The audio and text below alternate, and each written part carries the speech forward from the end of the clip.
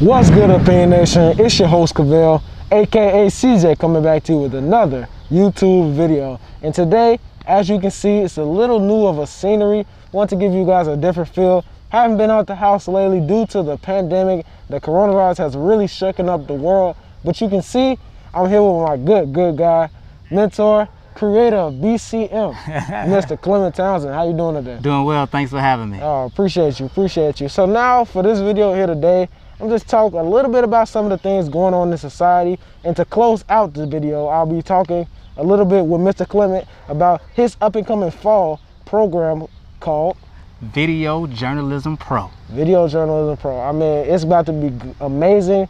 Go check that out. We'll have that website in the description below. But let's just talk a little bit about some of these social justice issues. You see a lot of people, you know, in the black community stepping up with the George Floyd, Breonna Taylor, some of the police brutality, and some of just the racism that has been embedded in America for so long. Just explain how you're feeling about all this stuff. Certainly, you know, the spotlight has been on some things that have been taking place for quite a while.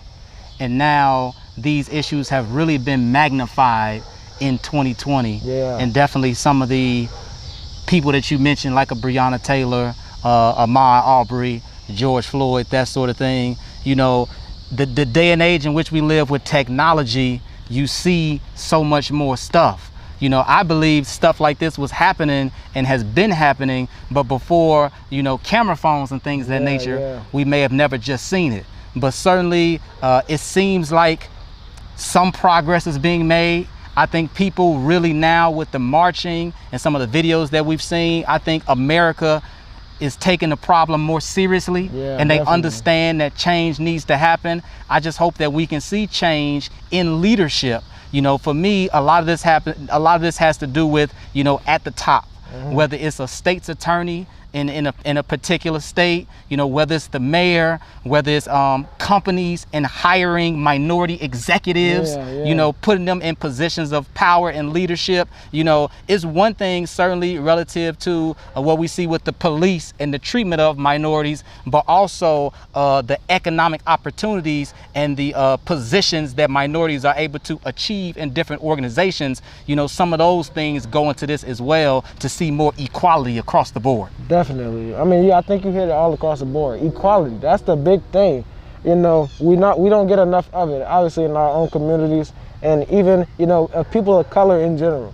I mean, when it comes down to immigration, when it comes down to how we get separated, classism, racism, all of it. I mean, it's definitely took a toll across the years, and it's about time things change. So speaking on change, we've seen the NBA, WNBA go into the bubble, the wobble. How do you think it will be affected from, you know, now until, you know, 5 years away, 10 years away? How do you think the coronavirus will affect sports and professional sports, to say the least? It's interesting and kind of difficult to project out, you know, how that will all go. Certainly we've already seen, though, right now in college football, the Big Ten has decided that they will not have football in the fall, which is super surprising. At some point, though, I do believe a vaccine will come about.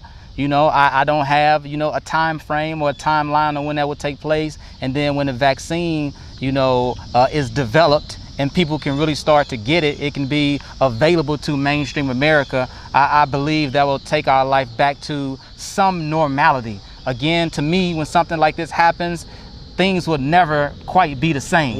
It will never be exactly the way it was. But once a vaccine happens relative to sports, you know, hopefully fans can start, you know, getting back to the arenas. Because to watch a baseball game with nobody in the stands, to watch the NBA in the bubble and there's no fans, it's not the same. It's not. It's not the same.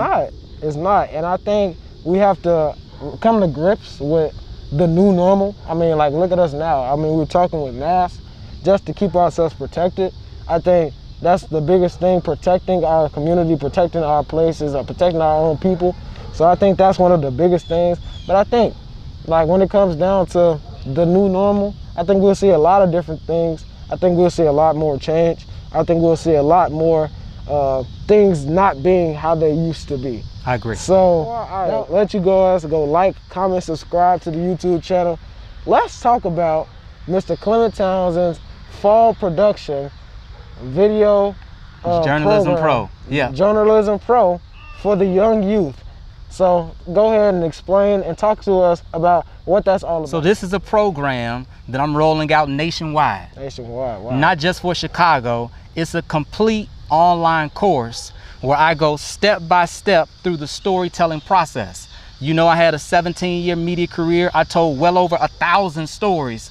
So I take young people through the development process. How do you find a story? Wow. How do you do the research that goes into the story? How do you develop questions and then now do a great interview to get great sound bites and audio clips to put it in the story? We've just been going through some shooting techniques. Yeah. So how do you film the story once you have the great interviews? How do you write the story? Definitely. How do you edit the story? And then how do you share the story with YouTube, Facebook, Instagram? But here's the thing, Cavell. See, some people might not want to be in the media. Right, but when you go through this storytelling process, this improves your writing skills because you're writing a story. Definitely. This improves your speaking skills because you're narrating a story. This improves your creativity because we're putting shots together and you're trying to figure out, how do I put the story together? The great thing about a story is it's no real wrong way to do it. You can tell a story and I can tell a story, but both of the stories will be correct. It all depends on our perspective and our creativity. So even for a young person that doesn't want to be involved in media,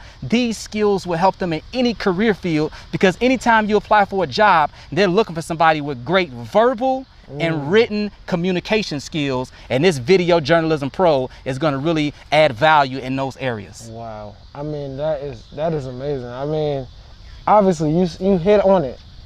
Like, these skills are prevalent to society. For sure. Especially with the generations now, with digital media. Yes. With so much technology being so important to keep connected at this point in our life. I believe your program is taking kids to the next level, and I'm so super excited. I'm so super excited to see some of the special youth that you might have, some of the growth. I've obviously, been working with you for almost over a year now. So I obviously know like the growth that I've been, but now seeing other youth have that same opportunity, I believe you're doing something special in this world, man. And I'm so super excited to have you on Opinionation here today. You guys can go like, comment, subscribe to the YouTube channel, #Opinionation.